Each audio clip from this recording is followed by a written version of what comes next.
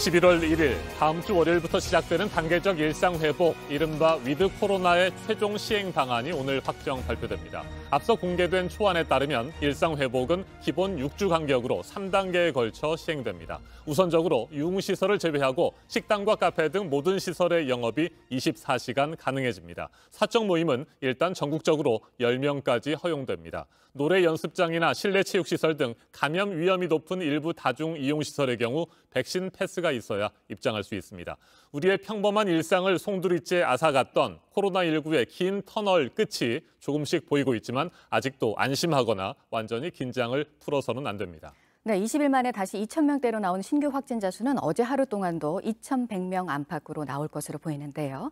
일상 회복을 눈앞에 두고 헬로윈데이 행사들이 많을 이번 주말과 휴일이 또 한 번 방역 시험대에 오른 상황이기도 합니다. 강버들 기자가 보도합니다.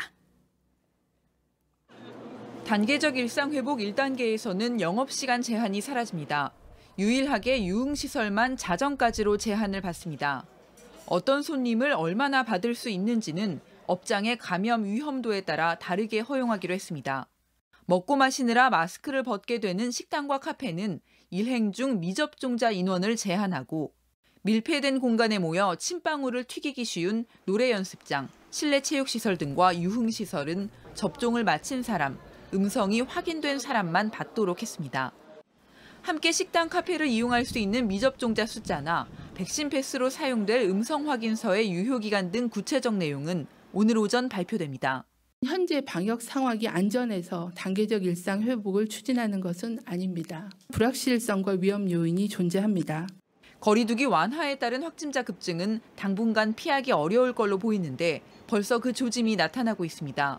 지난 8일 이후 20일 만에 확진자는 다시 2,000명을 넘었고 어제 2,111명에 이어 오늘도 2,100명대의 확진자가 예상됩니다. 확진자 증가로 미접종자의 감염 위험도 높아질 수 있습니다. 미접종자가 여전히 많고 미접종자에게는 코로나19는 여전히 치명적입니다. 현재 72%인 접종 완료 비율을 80% 이상으로 늘리려는 이유입니다. 방역당국은 또 마스크 착용 등 기본 수칙 준수도 당부했습니다. JTBC 강버들입니다. 대장동 개발 사업 특혜와 로비 의혹 사건에서 최근 새롭게 등장한 2명의 성남도시개발공사 전직 임원이 있습니다.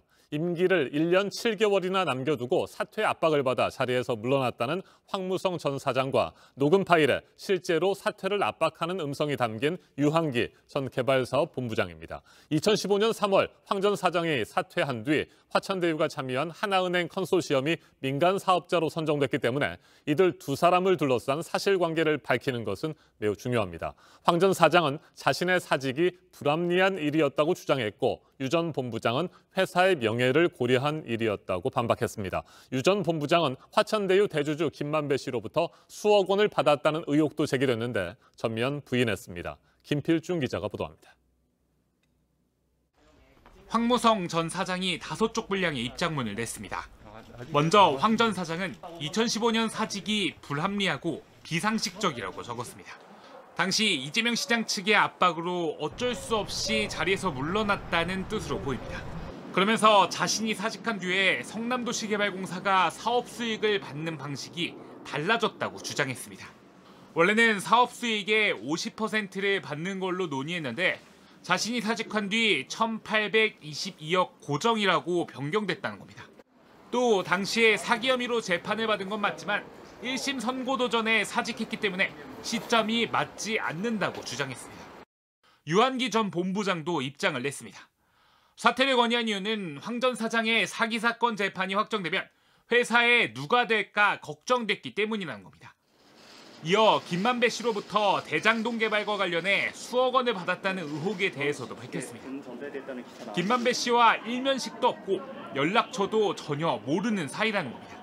최근 원희룡 전 제주지사는 유 전 본부장이 황 전 사장을 몰아내고 초과이익 환수 규정을 삭제하는 데 관여한 대가로 김만배 씨로부터 수억 원을 받았다고 주장한 바 있습니다.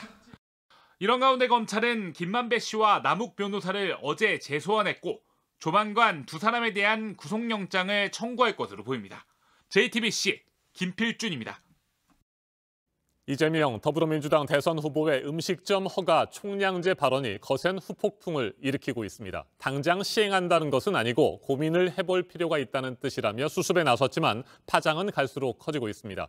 국민의힘 대선 예비 후보인 윤석열 전 검찰총장은 전체주의적 발상이라고 비판했고 홍준표 의원은 반헌법적 발상이라고 몰아붙였습니다. 정의당도 강하게 비판했습니다. 최승기 기자입니다. 이재명 후보가 문제의 발언을 꺼낸 건 소상공인들과의 만남에서였습니다. 하도 식당 문 열었다 망하고 이게 무슨 개미지옥도 아니고. 그래서 음식점이나 대중음식점 허가 총량제를 운영해 볼까 하는 생각을 했어요. 그럼 차라리 그 영업 면허라도 한 200~300만 원 받고 팔 수 있게. 자영업자의 피해를 막기 위해 음식점 허가를 정부가 관리하는 방안을 고민해봤다는 겁니다. 파장은 컸습니다.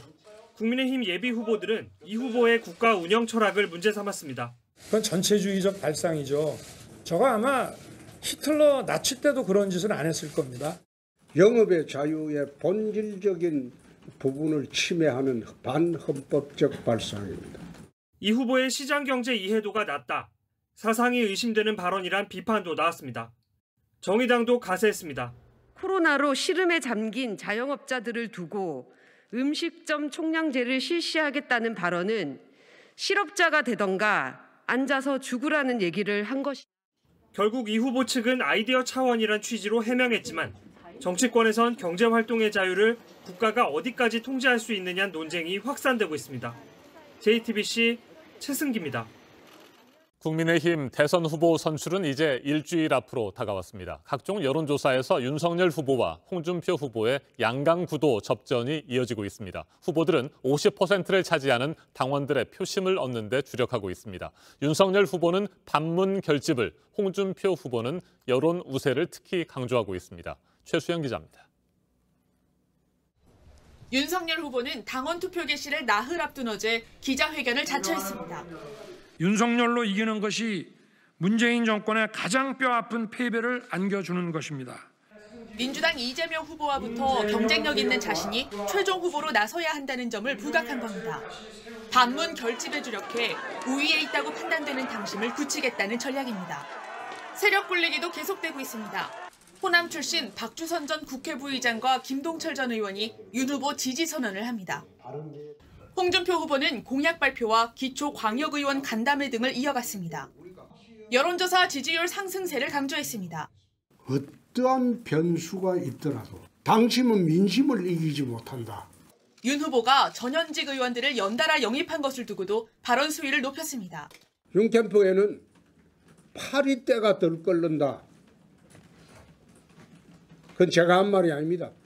윤 후보도 곧장 반박했습니다. 정치 경륜이 수십 년 되신 분이 그런 말씀을 하신다는 것은 오히려 자기 부정이 아닌가. 윤 후보 측은 JTBC에 홍 후보가 후발주자의 조급함을 드러내고 있다며 우리는 우리 페이스대로 간다고 했습니다. 홍 후보 측은 윤 후보의 구태 정치에 당심이 돌아선다며 골든크로스가 일어날 것이라고 강조했습니다. 경쟁이 과열 양상을 보이면서 단일화 등에 대한 허위글까지 돌았습니다. 이준석 국민의힘 대표는 공개적으로 경고했습니다.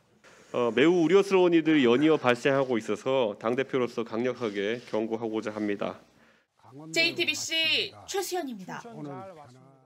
내일 고 노태우 전 대통령 연결식이 진행이 되는데요. 정부의 국가장 결정을 두고 논란도 이어지고 있는 상황입니다. 국립묘지에 안장은 하지 않고 정부 차원의 분향소도 설치되지 않았습니다. 노 전 대통령의 유해는 임시로 안치됐다가 파주 통일동산에 안장이 될 것으로 보입니다. 박소연 기자입니다. 노태우 전 대통령의 부인 김옥숙 여사 등 유족이 참석한 가운데 입관식이 열렸습니다. 빈소에는 정재계 인사들의 조문이 이어졌습니다. 대한민국의 외교 지평을 아주 대폭적으로 확대한 분은 노태우 대통령이시다. 새로운 타협과 화합에 대한 그런 생각을 다시금 한번 해본 계기가 되지 않았나. 전직 대통령 전두환 씨를 대신해 부인 이순자 씨가 빈소를 찾았습니다. 5.18에 대해 사과할 생각은 없느냐는 질문에는 답하지 않았습니다. 서울 광장에는 국가장 합동 분향소가 마련됐습니다. 여권에서는 국가장 결정을 둘러싼 여진이 이어졌습니다. 민주당 오기영 의원은 내란죄는 대한민국 체제를 전복하는 범죄라 강조했고 윤건영 의원도 국가장 결정에 동의하지 않는다고 했습니다. 일각에서 제기하는 전두환 씨 국가장 우려에 청와대는 고인과 완전히 다른 경우라며 선을 그었습니다. 전두환 전 대통령의 경우에는 국가장이나 심지어 국립묘지 안장이나 이런 건 일고의 가치도 없다고 생각하고요. 민주당은 전 씨가 국가장 대상이 되지 않게끔 법을 개정하겠다고 했습니다. 그러나 정의당은 전 씨와 달리 고인을 평가해야 한다는 주장에 민주주의에 대한 조롱이라고 비판했습니다. 노태우 전 대통령의 빈소에 조문할 수 없습니다. 아울러 문재인 정부가 구성하는 장례위원회에 이름을 올리지 않겠습니다. 5.18 단체는 매우 유감이란 입장을 내놨습니다. JTBC 박소연입니다. G20 정상회의를 포함한 일정을 위해서 유럽을 찾은 문재인 대통령이 이탈리아에 도착을 했고요. 오늘 프란치스코 교황과 만나는 자리가 예정이 돼 있는데 한반도 평화에 대한 얘기가 오갈 것으로 보입니다. 교황이 북한을 방문하는 문제를 두고 논의가 어떻게 이루어질지도 관심입니다. 로마에서 김소연 기자가 전합니다. 문재인 대통령과 김정숙 여사가 로마 피우미티노 국제공항에 도착합니다. 이탈리아 공사와 교황청 의전장이 문 대통령 내외를 맞이합니다. 7박 9일간의 유럽 순방 일정이 시작된 겁니다. 첫 일정으로 문 대통령은 오늘 교황청을 방문해 프란치스코 교황과 단독 면담을 갖습니다. 문 대통령은 한반도 평화 정착 노력을 설명할 예정인데 교황의 방북 논의에 진전이 있을지도 주목됩니다. 지난 2018년 문 대통령은 프란치스코 교황을 만나 김정은 북한 국무위원장의 초청 의사를 전달한 바 있습니다. 문 대통령은 오는 30일부터 이틀간 이곳 로마에서 열리는 G20 정상회의에 참석합니다. 이번 회의에서 문 대통령은 백신의 공평한 분배와 팬데믹 이후의 포용적 회복 등을 논의할 걸로 보입니다. 이후 다음 달 1일과 2일 영국 글래스고에서 UN 기후변화협약 당사국 총회에 참석해 온실가스 감축 목표를 발표할 걸로 예상됩니다.